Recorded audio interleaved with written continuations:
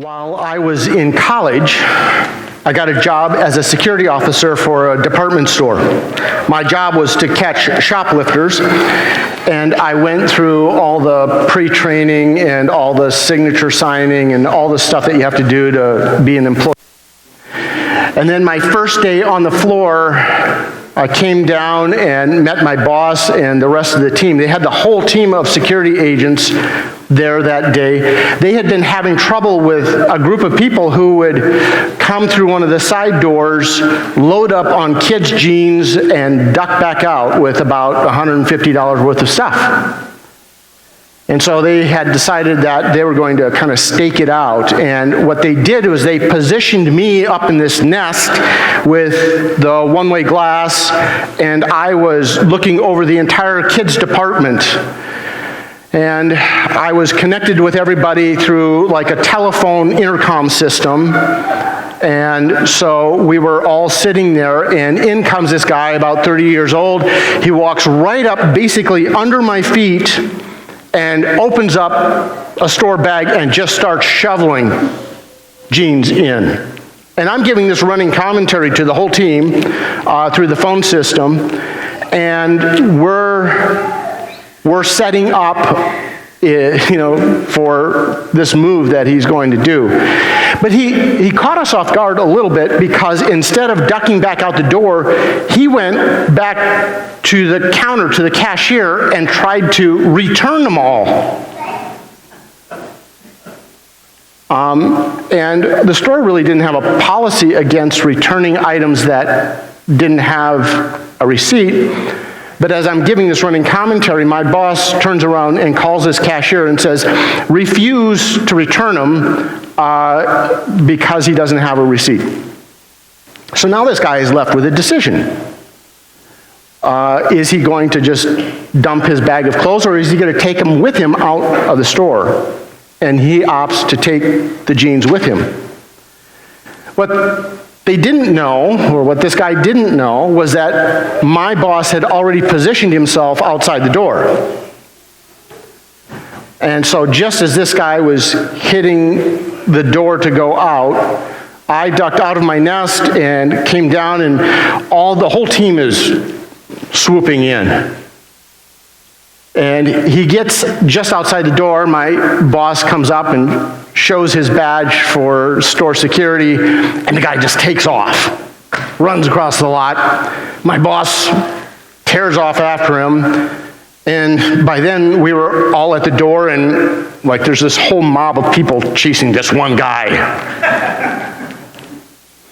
I had gotten there a little bit late because getting out of my nest took me a little time. But by the time I got there, they had him handcuffed, and I ran up behind, and we were all escorting him in, and my heart was but the adrenaline was just pumping. And I got to thinking, in all the movies, the hero, they have this huge battle, something where, in the seat we're riveted because it's really exciting, and the hero's like, meh. Just absolutely calm. And I was like, that doesn't happen. Yeah, that's not how it works. Because when you have an event, and I thought to myself, what the really weird part is, it's not like my life was threatened in any way, or that, there was anything that I was risking anything. I was the last one to the scene, and they already had him cuffed. But we have these reactions, these insecurities, this fear that kicks in. And when our adrenaline kicks in, it's hard to even think clear. And what we're going to talk about today is an adrenaline event that happens in the Bible. And we're going to Exodus chapter 14. We'll start at verse 1. And I'd appreciate if you'd look that up. I think you'll want to follow along. Now, let me just kind of remind you that we've been working through this series called Fearless. Last week, Moses was herding sheep, and God invited him to go back to Egypt and set God's people free. And Moses gave every excuse in the book to not go. Moses wasn't interested in really doing that. And, I don't blame him, because what God was proposing was that Moses go back to the single most powerful nation on earth, stand in front of the single most powerful person on earth, and propose that this man let their entire workforce free.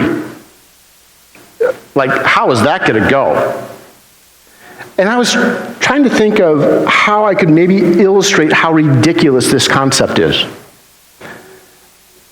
The thought that came to me is, imagine just some average guy from some other country showing up and wanting to even meet with President Biden. Like, as if President Biden's going to give him a moment of his time, right? And then, when this guy does get in front of him, that this guy says, here's what I want. I want all of your computers, I want all of your robots, not only from the government, but from every business and every home. You have to give them to me, or all of nature is going to attack you. How ridiculous does that sound? Right? And yet, God and Moses do exactly that. All of the automation that these Egyptians had, all the people who were doing all the hard labor, all the tough stuff, all the things that nobody else wanted to do, he let all of them go free. Why? Because all of nature had attacked Egypt in such a way that they had no choice. That's astounding. And yet that's what God pulls off.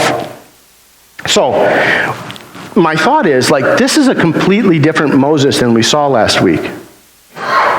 Last week, Moses was shy, wanted to stay in the shadows. This week, Moses is bold. He's fearless. And he has this sense of confidence in God where he will stand in front of the single most powerful person on earth and demand something ludicrous. And we're picking up the story now. This is where the 10 plagues have happened. The Israelites have been set free. They have walked out of the nation. And now, God explains his strategy to Moses of what he's about to do. We are in Exodus chapter 14, starting at verse 1.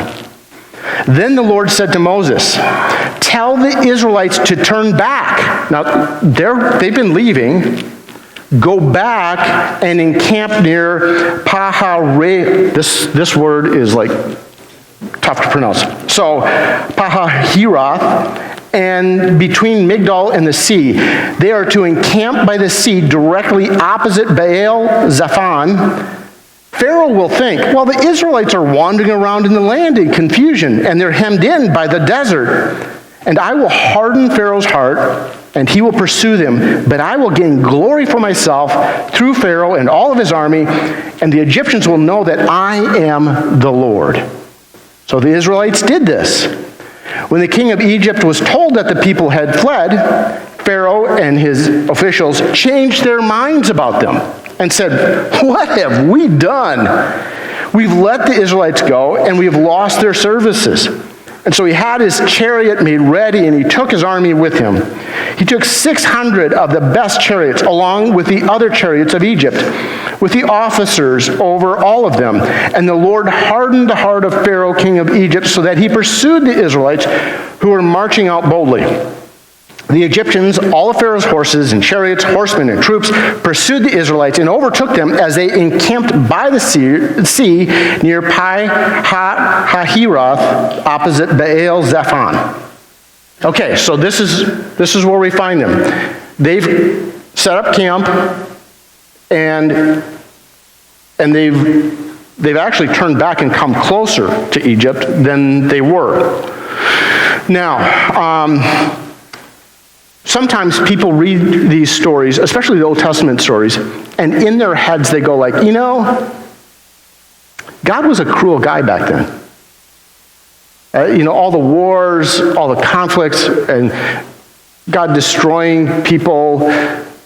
But here's what you have to understand, is that God is speaking their language. Back then, the whole idea was that a real God has power and is dominant. And God has to show his dominance in order to convert to convert the Egyptians. God's intention is to convert the Egyptians. Did you see that? Because God even puts in this quote. He says, "My purpose is to gain glory for myself through Pharaoh and his army, and the Egyptians will know that I am the Lord." Even in this act, God is begging the Egyptians to become followers of God. That's his whole purpose. And as he looks at how they think and how they act, the only way to convince them to follow him is to show absolute dominance. And if you'll remember, Pharaoh was considered a god, right? And so God has to show dominance over Pharaoh. So that's the only way that God will be taken seriously. And we'll pick up the story right at verse 10. It says, "As Pharaoh approached the Israelites looked up, and there were the Egyptians marching after them, and they were terrified and cried out to God. They said to Moses, 'Was it because there was no graves in Egypt that you brought us out to the desert to die? What have you done to us by bringing us out of Egypt? Didn't we say to you in Egypt, leave us alone, let us serve the Egyptians? It would have been better for us to serve the Egyptians than to die in the desert.'" Yeah, these people are panicked. They're looking at this situation, and they're going like, okay, well, this is hopeless. Now, Pharaoh's going to come swinging in here, and he's just going to cut us all down. And last week we talked about the concept of insecurity. You remember that? And what we did is we used a set of pictures to kind of just give us an idea of how that looks. And each animal kind of represented a type of insecurity. There's the grizzly bear approach. And the grizzly bear approach is where people just go on the attack mode. They attack the problem or they attack the people.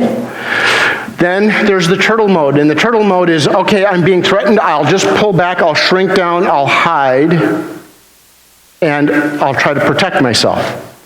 Another way to deal with insecurity is the deer mode, because nothing runs like a deer, so we run away and we use whatever we can to stay away from the problem, even though the problem may be pursuing us. And then there is the chameleon mode. The chameleon mode is where we just try to blend in and fit in and adapt to the situation and make ourselves kind of, in some ways, disappear by being a part of what's going on. And then finally there's the monkey. The monkey approach is to just make a joke, make it fun, and try to cover up the problem by not treating it seriously. Okay. So all these approaches are an approach to deal with the insecurity. And if you'll notice, the people turn to Moses and they go into bear mode. They growl at him, tell him that he has made a terrible choice and that he set them up for failure. When it comes to Pharaoh, they've kind of gone into turtle mode. They're going to go into full submission. We have no chance.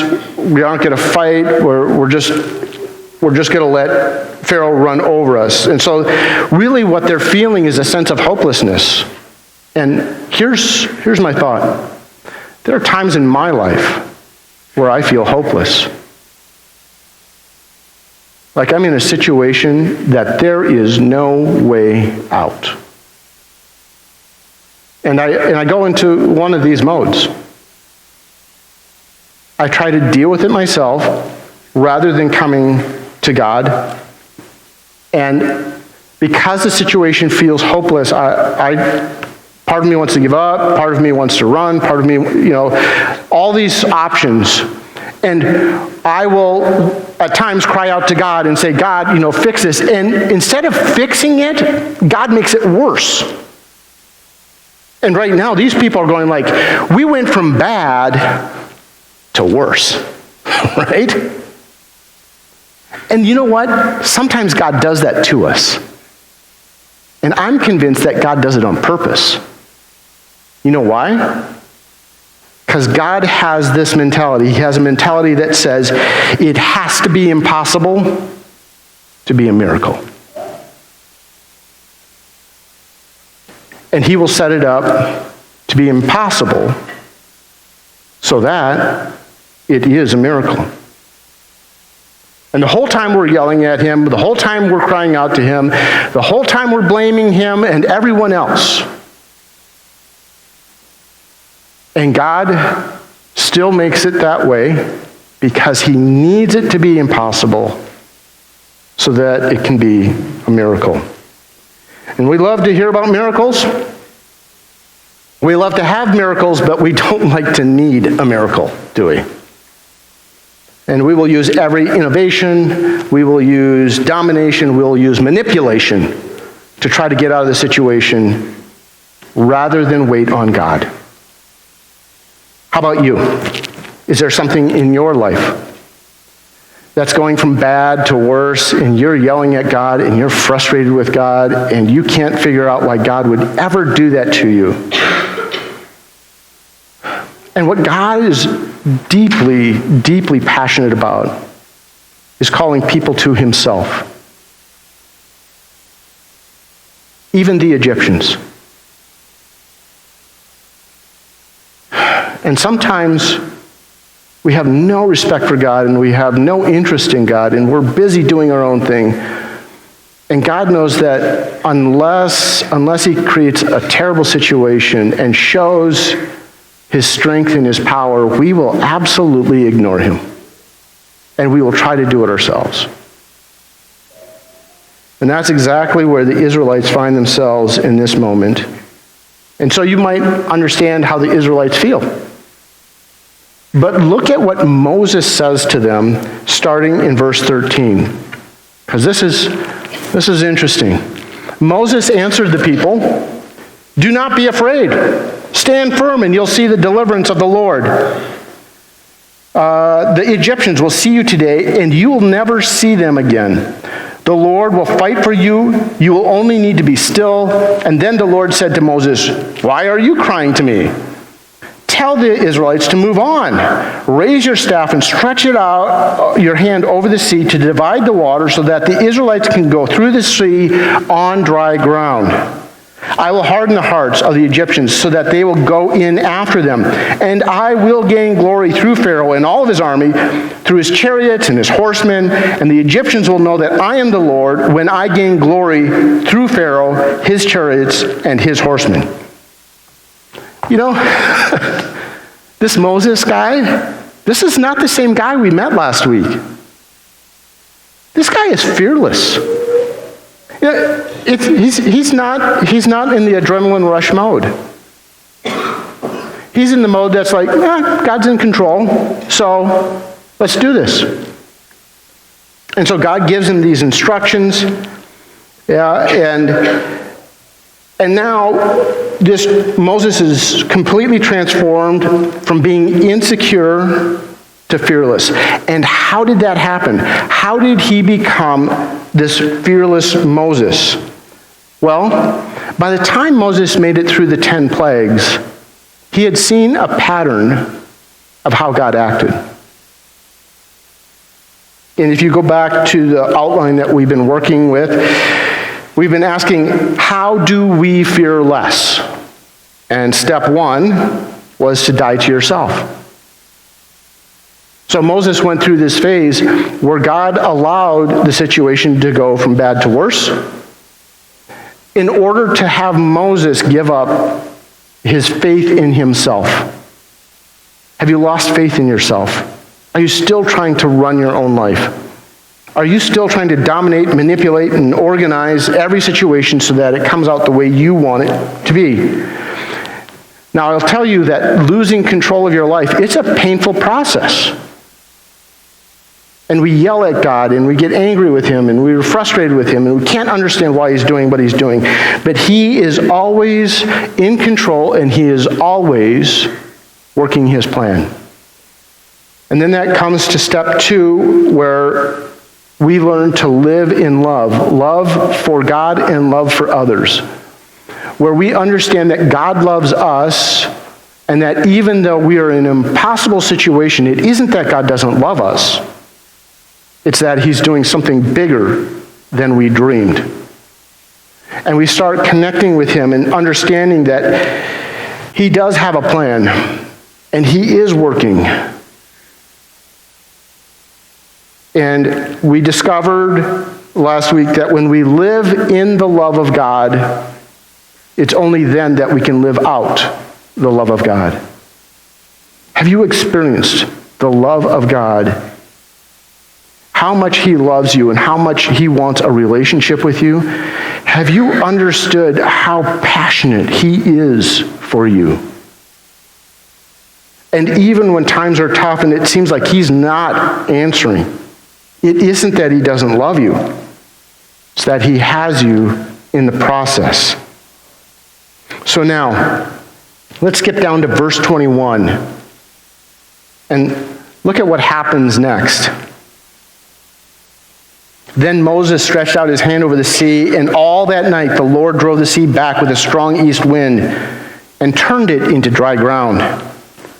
The waters were divided, and the Israelites went through the sea on dry ground with a wall of water on their right and on their left. Can you imagine the wind that it took to push up the water? A wall on the right, a wall on the left. The Egyptians pursued them, and all Pharaoh's horses and chariots and horsemen followed them right into the sea. And during the last watch of the night, the Lord looked down from the pillar of fire and the cloud at the Egyptian army and threw it into confusion. He jammed the wheels of their chariots so they had difficulty driving. And the Egyptians said, "Let us get away from the Israelites. The Lord is fighting for them against Egypt."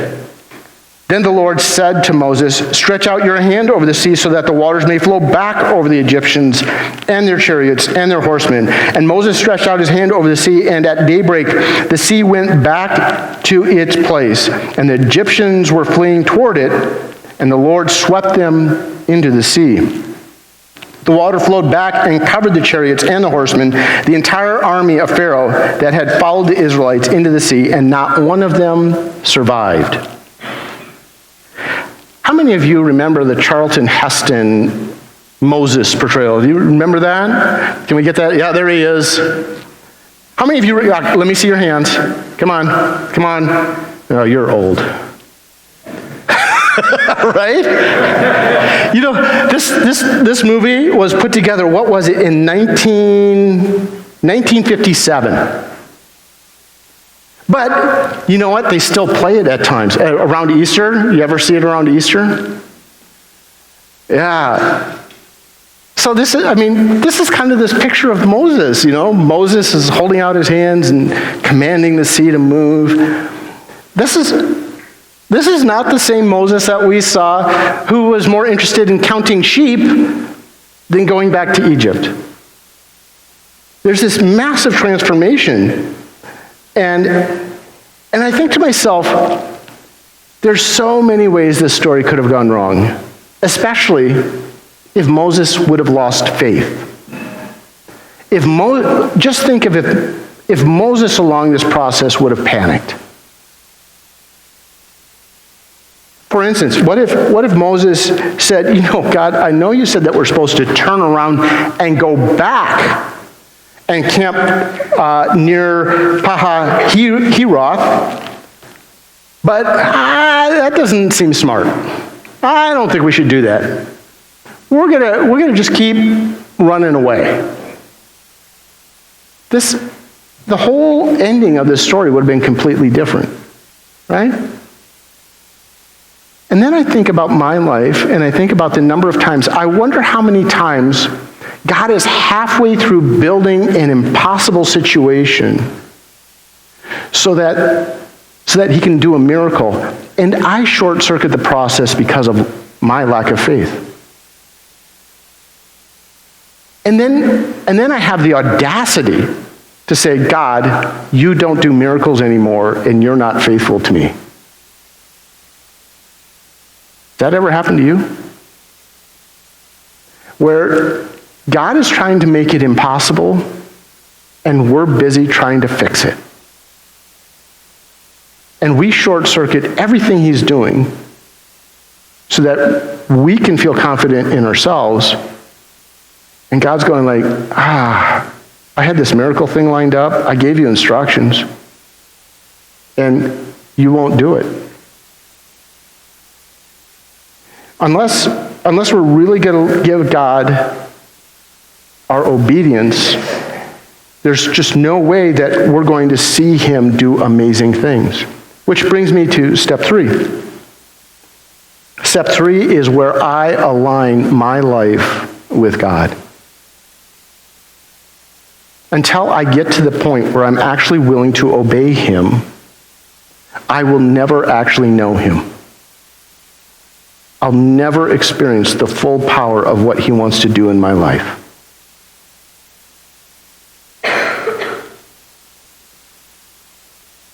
We have to learn to apply our faith. You know, Christianity is a great theory. It's an amazing reality. But we miss out on the reality of it because we won't apply it. Is there something in your life where you know God's asking you to do something, and you're like, God, that is just not smart. It's not smart to turn around and go back towards Egypt and camp right now. That would be the worst decision. Yep, it would, if it wasn't God telling you to do it. And what we do is we try to tell God how things should go. There's been many times where I've tried to coach God. How about you? I mean, are there times where you're praying and you're going like, God, you're not doing this right? I've done it.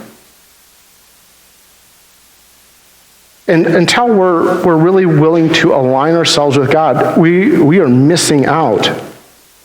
You know, there's this, I had this thought. I'm going to call it the Insecurity Paradox. The Insecurity Paradox says, I doubt God, so I refuse to follow him. And because I don't follow him, he can't do miracles. And because he can't do miracles, I won't follow him. Right? It's just this circle thing. And God's calling us and going like, you guys, until you actually obey me, this isn't going to work. And what we'll discover about Moses is that Moses, at some point along the way, made a decision. It doesn't matter how ludicrous God's instructions. I'm going to follow him. I'm going to put him in control, and I'm going to trust him. And because of that, he lived this amazing life as the leader of Israel and took this crazy band of people who had been nothing but slaves and made them into a nation that took over this huge section of land and became a powerhouse over time. Now, here's my thought. Like, how about each of us, including myself? I'm thinking, am I willing to really give myself over to God and let him lead me? Am I willing to fully align with him, trust in him, obey him, and just go like, you know what? The results are up to God. My part is obedience rather than doing my own thing. I do want to make it clear that if you're saying, yeah, I should do that, it isn't going to make your life better. It won't. It's going to make it tougher. God will put you on the edge. I mean, think of the number of times that the Israelites were on the edge of some kind of catastrophe, whether it's we don't have anything to eat, or we don't have anything to drink, or, we have bread, but We don't have meat. We want meat. This other nation is going to come and wipe us out. There's this whole long list of things where they keep coming across another impossible situation. It isn't that your life gets better when you follow God. People will love to tell you that because what they've experienced is the miracle where they go like, now it's better because God came through. But before that, it stinks. And the question is, are we willing to actually go through that part of the miracle? And so, we're going to share in communion here in just a little bit. Think of what Jesus did for us. Because there's times when I question, does God really love me? Do you really love me? Because right now life stinks. And yet, when Jesus died on the cross, he proved an absolute love for us. While we were still sinners, while we were still not aligning our lives with God, Jesus died for us. And so when times get tough and things get crazy and we want to compromise and do it our own way, if we can go back to, I know he loves me. I know he's doing what's right. I don't like it right now, but I'm going to align with him anyway.